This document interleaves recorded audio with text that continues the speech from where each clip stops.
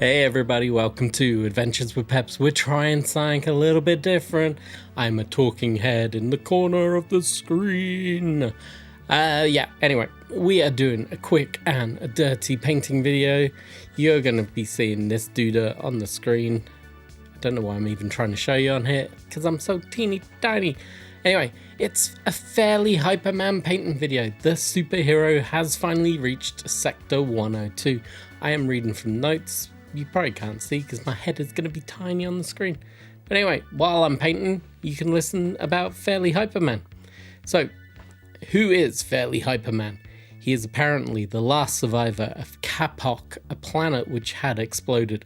He came to Earth where he discovered that the lower gravity and yellow sun gave him fairly hyper powers, and announced his intention to become Mega City 1's protector. This, coupled with his violent methods, incurred the wrath of Judge Dredd, who defeated him by shooting him with bullets made of Green Kapokite, fragments of Hyperman's homeworld, which had been through a radioactive dust cloud. Apparently, Justice Department routinely keeps samples from all such exploded planets, particularly irradiated ones. As he is taken off to the cubes, Hyperman remarks that this seemed pretty unlikely. Dredd countered this by saying that Hyperman himself was pretty unlikely. Now, Fairly Hyperman has a few power and abilities. He has fairly hot vision, fairly cold vision, fairly hyper breath, flight, he's fairly strong, and he has the weakness of Green Kapokite.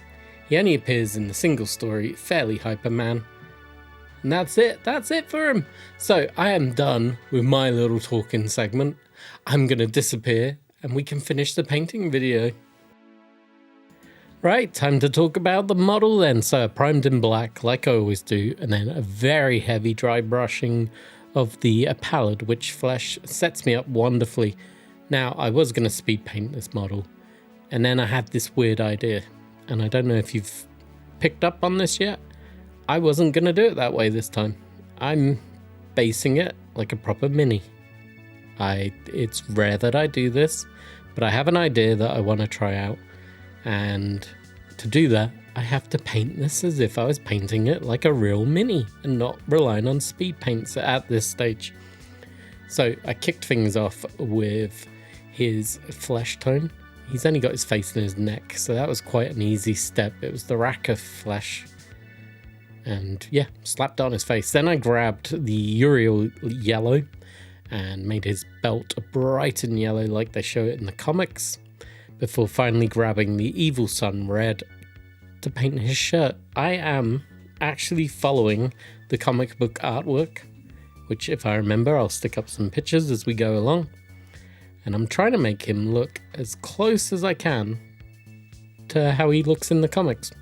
It's a strange feeling for me to paint this way. I don't normally paint this way. It kind of makes me feel a little weird. I'm not gonna lie. It's not my chosen way of painting.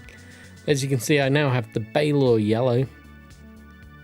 I'm picking out his blonde hair. I probably should have done this first before doing the flesh tone.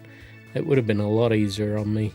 But I'm just gonna take my time, work my way around, and hopefully not make a mess. That's the goal here. Let's not make a mess. So what am I actually doing this week? I decided I wanted to try and use my speed paints like a shade wash. I know I normally just throw it over the white, let the white sort itself out, and then I use the base paint to highlight. I wondered if I did the base paints first and then use the speed paints, it would do the shading and highlighting all at once, and it would cut down even more of my time. Hopefully by the end of this video, you'll see the results. I'm pretty happy with him.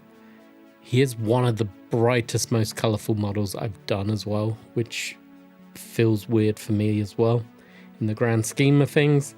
But I'm very happy how he turned out. I'm not going to use this style of painting on all my figures moving forwards, but if it's a character that I want to be bright and bold, i.e. I'm thinking Marvel Crisis Protocol figures, or I have a Batman figure that I want to paint for Judge Dredd.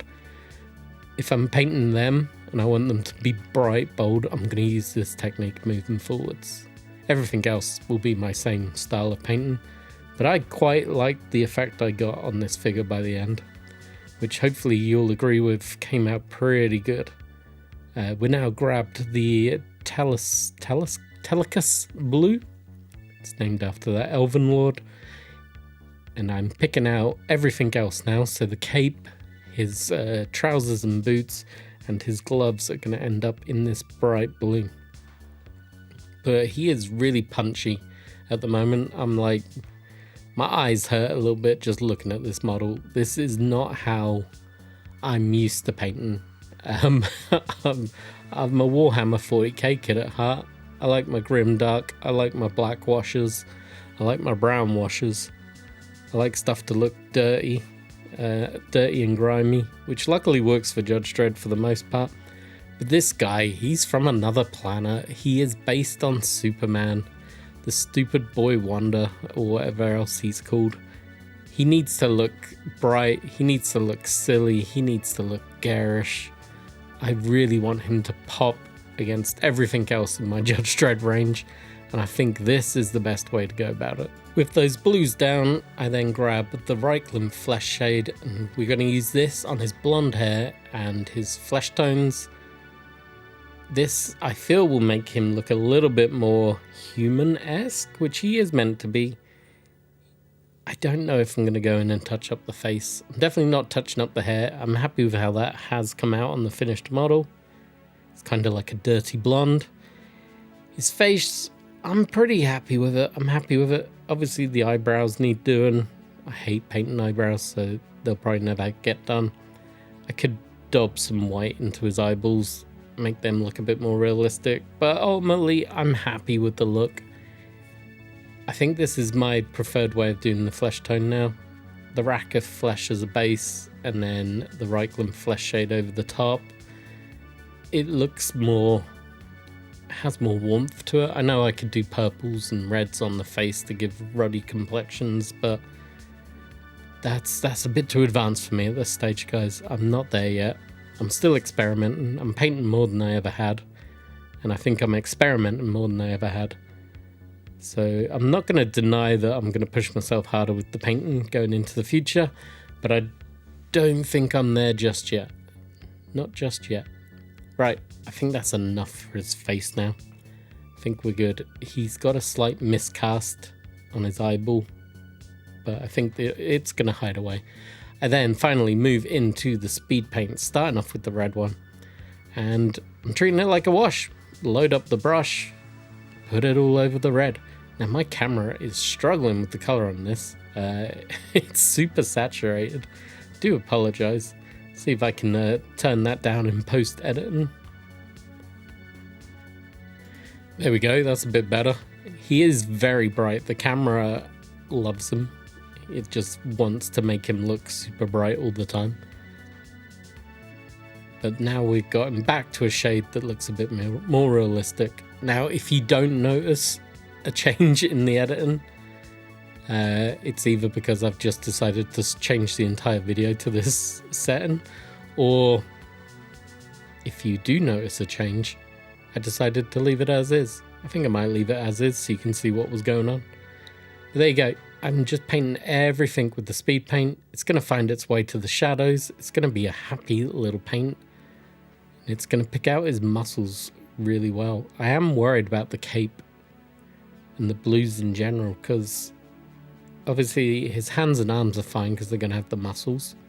His legs are fine because they're pretty muscly too, but the cape is very flat and smooth apart from a couple of sections. So we'll have to see how that sits. You've made it this far through the video. Go down, hit like, hit subscribe. I love you very much. And if you want to buy me a cup of coffee, please do. It's $2 a month. It's really helpful. And I'll make you a character in Sector 102. Please come join me.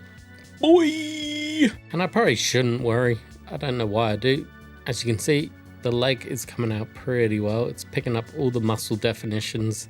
It's looking great. I'm really happy with how this model is looking. Hopefully when this posts or goes live, there will be RPG stats for him in the community section. Please make sure you're going along and liking that. Otherwise, hop over to Discord, come say hi, come show off your Judge Dredd figures, come show off your 40k figures, come show off any projects that you are working on. I don't care if it's Pokemon, terrain, miniatures, board games. Come over, come say hi. The links are going to be down below in the comments, and we'd love to have you over there. We're a fun little group. Come join us, come join us. Right, this is going to take a while to paint all this blue, so while I'm doing this, why don't we skip forward to the glamour shots? That's what you're here for. I know that's the only reason you stopped by, and I hope you enjoyed. I hope you want to come back. I hope you want to support, so make sure you're doing all those call to action stuff that every YouTuber has to say, and I will see you in the next video very soon. As always, cheers for watching.